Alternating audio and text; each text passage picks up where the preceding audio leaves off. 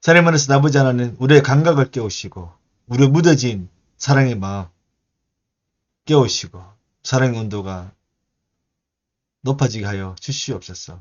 우리 주 예수 그리스도 이름으로 기도드립니다. 아멘. 오늘은 감각 있게 은하다. 말라기 1장 1절부터 5절까지 말씀입니다. 그래서 간단하게 요약만 해서 올리겠습니다. 자, 말라기서를 강의하면서 제가 좀 중점적으로 드는 것은 뭐냐 하면 말라기서를 현실에 적용하는 것입니다. 오늘날 우리의 현실에. 오늘은 가난이라는 관점으로 이 말라기서를 접근하려고 합니다. 가난. 자, 가난하면 어떤 일이 일어나느냐 보겠습니다. 자, 브란스토리의 부의 본능이라는 책에 보면 가난한 사람 특징 두 가지가 요약되어 있습니다. 첫 번째로 뭐냐면 미래에 대한 비관적이에요. 자신은 또 불운한 존재다. 그러다 보니까 둘째, 자존감이 낮죠. 낮은 자존감을 가지고 있습니다. 어떻게 보면 사회로부터 너는 가난하기 때문에 자존감이 높으면 안 돼. 낮은 자존감을 강요당하기도 합니다. 자, 이런 측면에서 테드 강연에서 아주 충격적이지만 어느 정도 공감되는 영상을 보게 되었는데요. 내용은 이렇습니다. 가난할수록 잘못된 선택을 하는 것이 환경에 따른 유전자의 변형에 의한 것이라는 논문에 관한 것입니다. 그러니까 가난할수록 잘못된 선택을 한다. 부자들은 선택을 못한다. 그거는 뭐냐면 환경에 의해서 유전자가 변형됐다는 것입니다. 그래서 가난을 선택할 수밖에 없는 그런 사고구조, 유전자 구조를 가지고 있다. 것이죠. 자, 보겠습니다.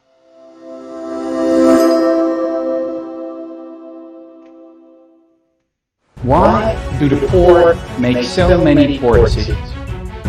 The poor borrow more, save less, smoke more, exercise less, drink more, and eat less healthily. 본격적으로 영상을 시작하기 전에 잠깐만 사족을 붙이려고 합니다. 저는 기분은 좋지만 이상적인 이야기보다는 기분이 나쁘더라도 현실적인 이야기를 더 좋아하는 편입니다. 물론 가끔씩은 꼬먹을 수 있는 그런 이야기도 좋아하는 편이지만요. 그럼에도 제가 후자를 더 좋아하는 이유는 그러니까 현실적인 이야기를 더 선호하는 이유는 그게 더 자극이 되기 때문입니다. 실제로 그리고 많은 분들도 아프니까 청춘 이런 말에 대해서 상당한 반감을 가지고 있고 기성세대들의 꿀바른 듯한 말을 정말로 싫어하지 않습니까?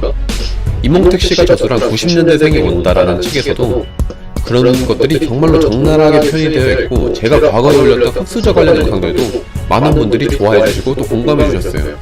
제가 그런데 돈과 관련된 영상을 올릴 때마다 사람들이 물어요. 그래서 어떡하라고? 흑수저는 죽으란 말이야? 거기에 대해서 답을 하면 전혀 죽지 마세요 입니다. 그런데 요새 모두 다 힘들다 보니까 다들 막 희망찬 이야기로 가득해요 이제. 근데 희망차지만 현실적이지 않은 이야기는 당장은 기분 좋은데 그게 끝이에요. 그래서 저는 현실적인 이야기를 더 좋아하고 또 그런 것을 통해서 자극을 받는 것을 더 좋아합니다. 현실에서는 일반인이 아무리 노력해봐야 강남 건물 하나 사는 것은 불가능에 가깝습니다. 로또 1등이 되더랍죠. 그럼에도 저는 생각합니다.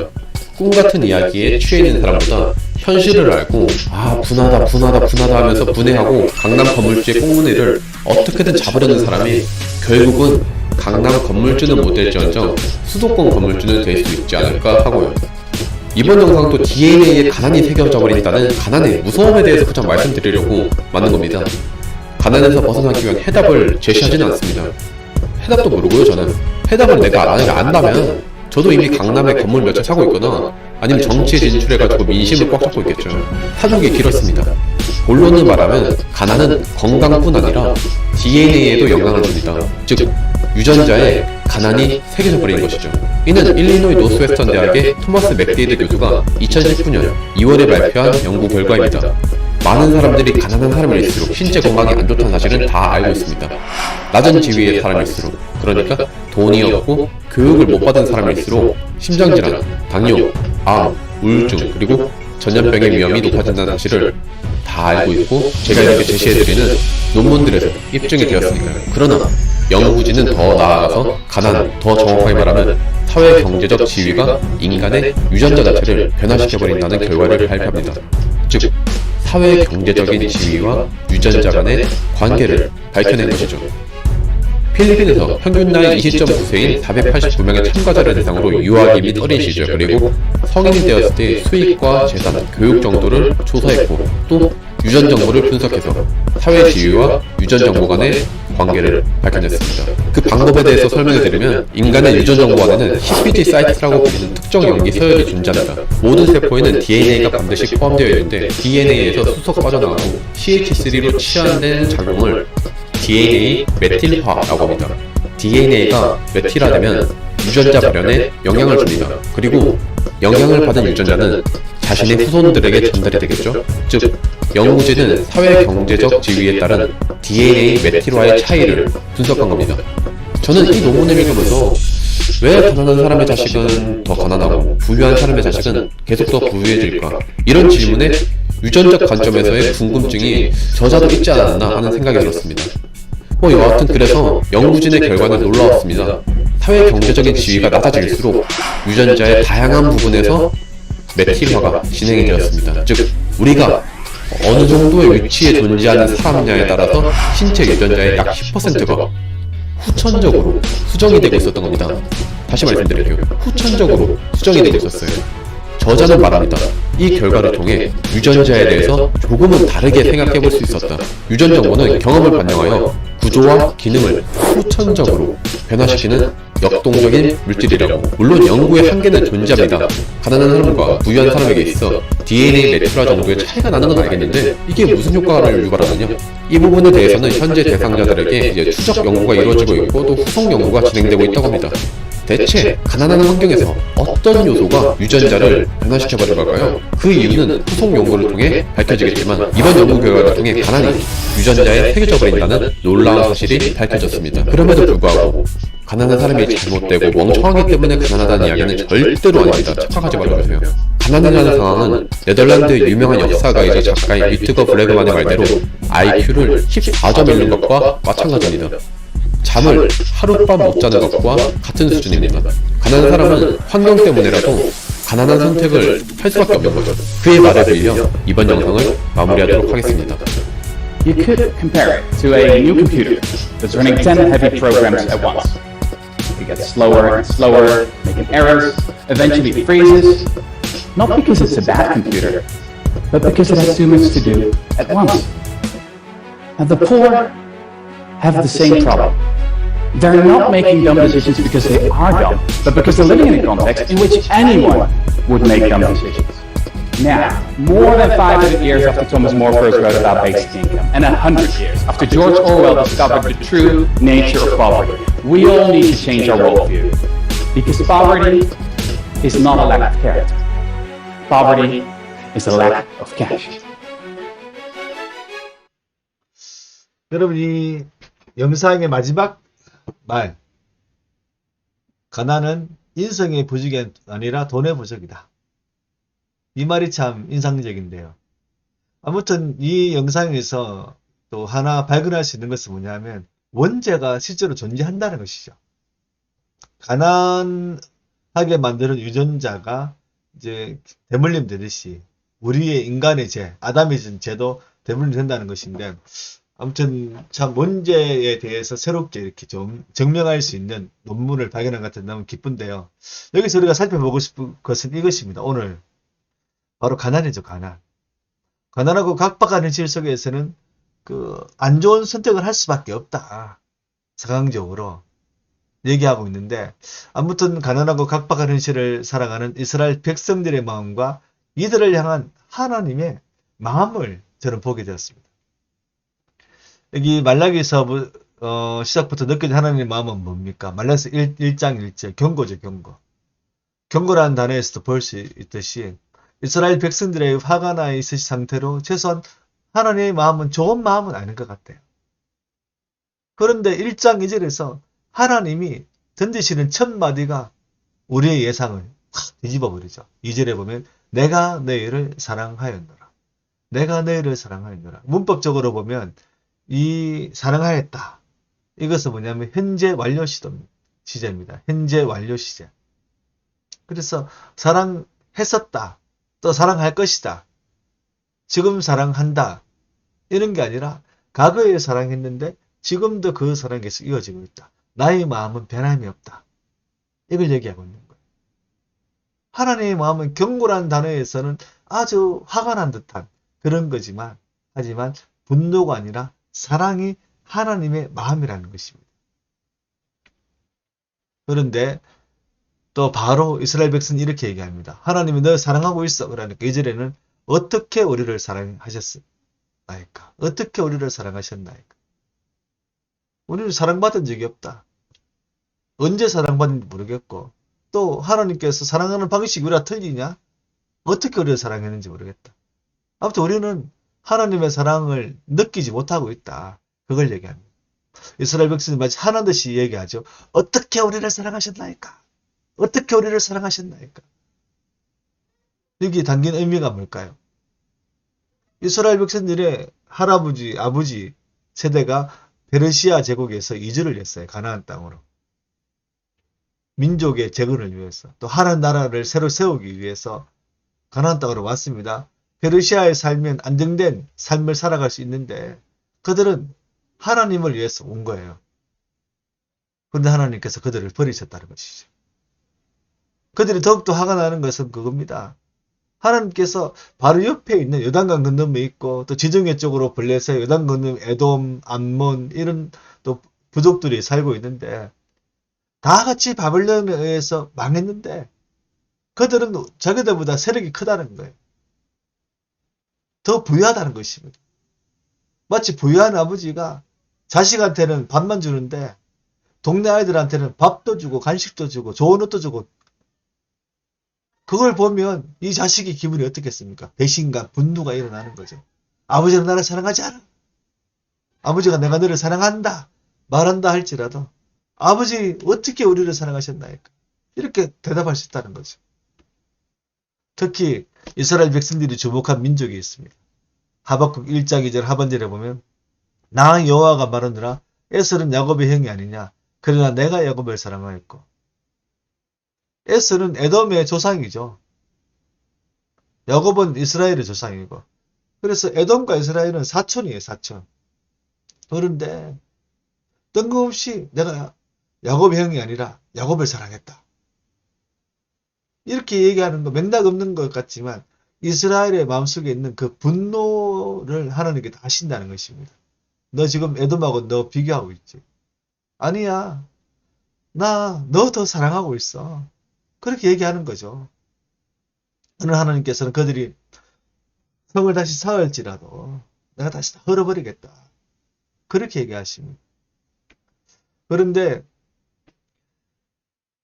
에돔 심판은 오래전에 예언이 되었습니다.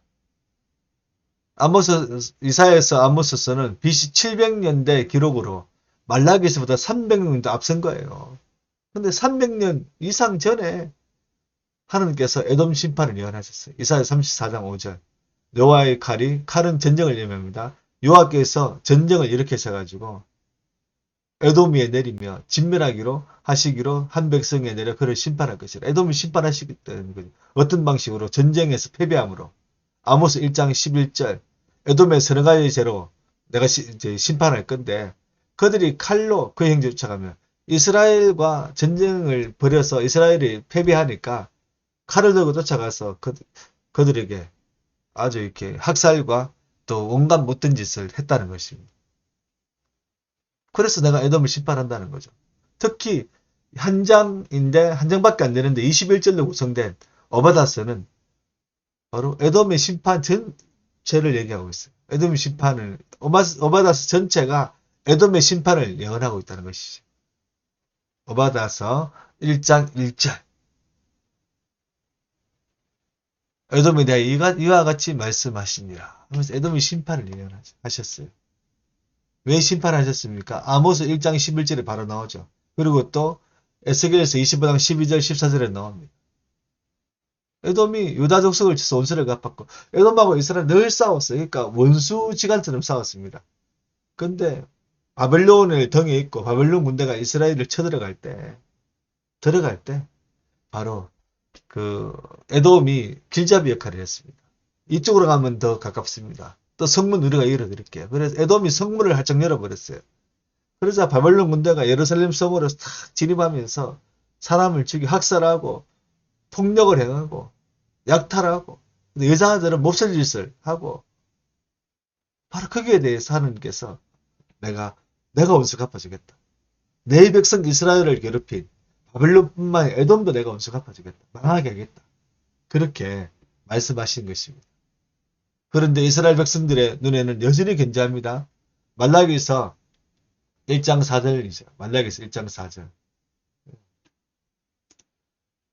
에돔은 말하기를 우리가 무너뜨림을 당하였으나 황폐된 곳에 다시 쌓으리라. 이 말이 무슨 말이냐면 에돔은요. 이스라엘이 망하고 난 뒤에 5년 뒤에 바벨론에 의해서 망합니다. 처음에는 바벨론 편에 붙었다가 바벨론이 페니키아 제국을 점령 못했어요. 페니키아는 바로 두로와 시돈이죠. 이스라엘 바로 북쪽에 있는데 그걸 점령하지 못한 채로 이스라엘을 내려와서 이스라엘부터 먼저 친 겁니다. 그리고 주변 또 말 없는 나라를 치고 말 잡는 나라는 자기가 협력해서 다른 나라를 치게 만들고 근데 에돔이 가만히 보니까 페니키아가 근제하거든요. 바벨론을 버티고 있는 거예요. 그러니까 이거 바벨론 별거 아닌데 페니키아가 더 잘 될 수 있겠다. 그러면서 반바벨론 정서를 만들어요. 그러니까 이 바벨론이 요런 바라 하면서 내려와서 에돔을 점령해 버렸다는 것이죠. 그래 에돔이 망합니다. 망해요. 근데 에돔은요 다시 또 나라를 세워요. 다시 아라비아 반도 쪽으로 가서 나라를 세우고요. 또 이렇게 계속해서 나라를 유지합니다. 작은 나라지만 또 그러다가 또 그 페르시아 제국 다음 헬라 제국이 들었잖아요. 헬라 제국이 또 4개로 나눠지죠. 4명의 장군으로 쪼개지는데 시리아를 담당하고 있는 그 안티고누스라는 장군이 있습니다. 이 장군에 의해서 멸망당합니다. 물론 안티고누스는 나중에 시리아 쪽의 왕이 됩니다. 근데 안티고누스에 멸망당한 에돔이는 또 나라를 세워요. 그 나라의 이름이 뭐냐면 이도메입니다. 이도메. 이도메 같은 겁니다. 그러다가 또 망해가지고 또 요르단에 살던 나바티안 사람들을 쫓겨나서 다시 작은 세력으로 또 나라를 유지해요. 그래서 에돔은 말하기를 우리가 무너뜨림을 당하여서는 황폐된 곳 다시 쌓으리라. 에돔은 진짜 끈질기게 나라를 세우고 있다는 것이죠. 그렇지만 그들의 하나님 신앙이 없죠. 또 하나님께서 또 그들을 멸망시키겠다고 말씀하시죠. 그리고 4절 한 바지를 보십시오. 나 만군의 여호와는 이르노라. 그들은 싸울지라도 나는 흘리라. 사람들이 그들을 일컬어 악한 지역이라 할 것이요 여호와의 영원한 진노를 받은 백성이라 할 것이요. 결국 완전히 무너뜨립니다. 에돔은 결국 이스라엘의 지배를 받아요. 이 헬라 제국이 이제 4개로 나눠지고 난 뒤에 시리아 쪽의 지배를 이스라엘은 계속 받았거든요. 근데 이 유대인들이 하스론 왕지를 결국 세워버려요. 시리아를 몰아내고. 그래서 요한 히카누스가 군대를 조직해가지고 전쟁을 벌여서 독립을 합니다. 그리고 이스라엘 나라를 다시 세웁니다. 그때 바로 사마리아와 에돔의 나라인 이두메를 정복했습니다. 정복했어요. 그래서 에돔이 완전히 사라졌어요. 이스라엘의 그런 지배하에. 오늘 우리가 눈여겨볼 구절이 있어요. 시편 73절 3절, 73편 3절. 이는 내가 악인의 형통함을 보고 오만한 자를 질투하였습니다. 우리는 악인의 형통함을 보고 부럽다. 또 교만한 자인데 아주 잘 되는 사람이 있으면 저 인간은 성격도 나쁜데 어떻게 저 사업을 잘하는지 질투하게 되죠. 근데 하나님 뭐라고 말씀하십니까? 잠언 24장 1절. 너는 악인 행동을 부러워하지 말며 그와 함께 있으려고도 하지 말라. 있으려고 하지도 말지어다.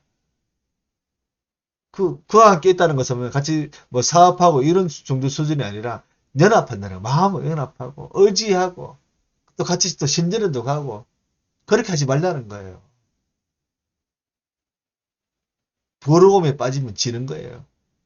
특히 불신자를 부러워해서는 안 됩니다. 불신자의 성공을 부러워해서는 안 됩니다. 우리는 천국에 소망 가지고 있는데 어떻게 불신자를 부러워할 수 있습니까? 이스라엘은요. 왜 자기들의 가난을 덧배지게 느꼈냐? 에돔을 부러워했기 때문입니다. 상대적 빈곤감이 너무 컸기 때문입니다. 그러니까 하나님의 사랑도 그들은 느낄 수 없었던 것입니다. 근데 이스라엘 백성들은 어떻게 우리를 사랑하셨습니까? 그렇게 말씀하시는데요. 그렇게 화를 내면서 말했는데 하나님께서는 이스라엘을 사랑하셨어요. 말라기서 1장 5절 너희는 눈으로 보고 이르기를 여호와께서 는 이스라엘 지역 밖에서도 크시다 하리라. 하나님께서 이스라엘의 하나님뿐만 아니라 온 세계 하나님이심을 보여주는 큰 사건이 하나 있어요. 자, BC 580년 바벨론에서 나라가 망했죠. 이스라엘 망합니다. BC 536년 이때 1차 기한이 일어나요. 바벨론이 망하고 페르시아 제국이 세워졌는데 페르시아 제국이 바벨론 영토를 그대로 이제 물려받았죠. 그때 페르시아 제국의 왕 고레스가 모든 민족은 자기 나라 돌아가 좋다. 그리고 신전을 세워도 좋다. 이렇게 허락을 하죠. 이때 1차 기한이 일어납니다. BC 536년.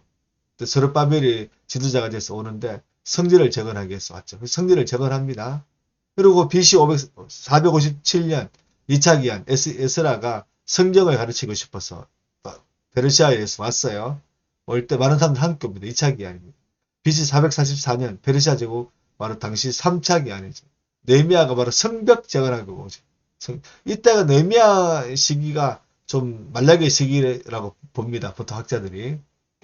그런데 1차와 2차 사이에 뭐가 있습니까? 불임절이 있죠. 이스라엘 민족이 몰살당한 번 했습니다. 하지만 하나님은 그들을 보호해 주셨습니다.